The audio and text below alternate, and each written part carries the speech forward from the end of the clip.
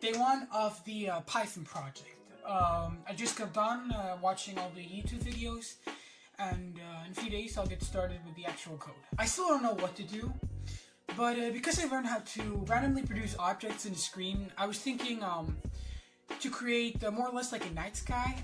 In there'd be clouds passing by, and there'd be fireworks which would be produced, right? So I would randomly generate the firework-shaped objects at the same time of animated clouds passing by.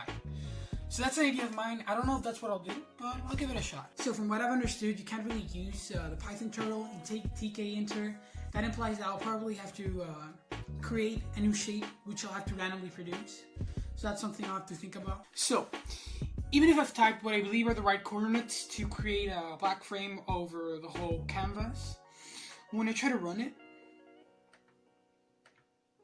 when I try to run the module, this is what occurs. And so I cannot I cannot block the whole frame. And so that's one of the concerns. So I've now managed to do the landscape of the animation more or less. And so this is what it looks like. This is supposed to represent a night sky, and then this is supposed to represent the ground.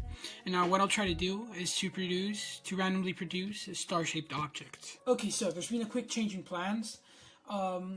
Because from what I've seen, it's either very hard or impossible to randomly produce an object in tkinter due to the fact that to be able to define its size, you have to put its exact coordinates. So instead, I'm going to change plans, and instead, because I've been inspired by others, I've heard about others, we're going to do something including a sun. So instead of creating something like a night sky, I was thinking about creating a sun and having like a solar eclipse. So I have a dark object that represents the moon passing by the sun. It's not going to be a complete eclipse, but I think it'll be possible. I would use the background that I created for the night sky just by changing the colors, and we'll see how well it goes. Okay, so yesterday I finished a program which allowed me to more or less create a black sphere, which is supposed to represent the moon, passing through the sun and then disappearing after passing by it. And I did so by creating a square with the same color as the background, and then I created lines which were aligned, which were the exact size as the edges of the square, with the same color as the background. So this made the square completely invisible, and at the same time it would block the view of the black sphere. So I managed to do it at the end. I'm going to do one before the sun, the black sphere passes by. And the idea with this is that because you'd see an eclipse with a real sun, you'd see the shape of the moon, but you wouldn't really see the moon itself. You'd only see the black shape. And you'd only really see it as soon as it passes by the sun. Not before, not after. Of course, this depends on the lighting, but generally speaking, this is what I want to make it look like. So if I now run my module, you'll see how it appears, and you can still see some of the shapes. I already animated the first line, so you can't see it, and as you can see here, the square blocks its view, and so it disappears. And now all I have to do is fill these two parts, and apart from that, I'll add extra bits to the animation. So I was thinking of adding maybe some clouds and maybe something happening here, or some shapes here. Now, to help me with getting the coordinates right for the lines, I used a little paper, a little graph. It's a very bad one, but this allows me to more or less have a better idea of the exact position of every single corner, and this will make it so much more easier to be able to code its exact coordinates correctly. So, let's start.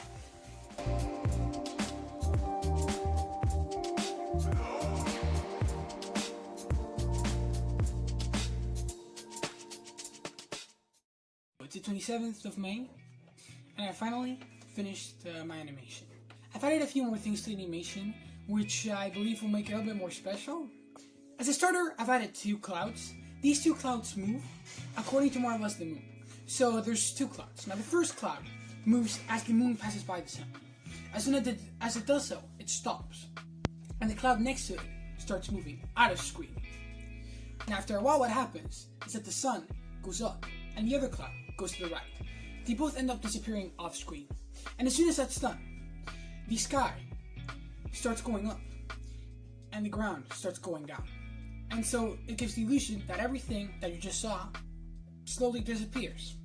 Now, to be able to do this, not only did I have to move both the sky, the ground, but everything around it. So for example, I had to add everything that I had hit. So I had hidden, for example, the 2 screens that block the moon. I had to move those. Also, I had to move the moon. And it was quite challenging, but I'm about to show you the end result, and I hope you enjoy it. Okay, so as you can see, here is the final animation. The final code, the end result. Now, as you can see, I've added quite a few things that I believe, quite a few more animations, which I believe will make this code more interesting. I'll show you what I mean. You can see that there's an eclipse, but apart from that, there's a cloud passing by, just as the moon passes by. As soon as the moon stops, you see another cloud starts moving, and the one that just moved a while ago stops. This cloud moves out of screen. Now, it may seem as if the animation is now over. I'm going to move this a little bit so you can see better, because you can see the cloud and the sun now start moving off screen, the sun upwards and the cloud to the right, until they're both gone. And as soon as they're gone, you'll see how the sky and the ground start to separate, and they both disappear.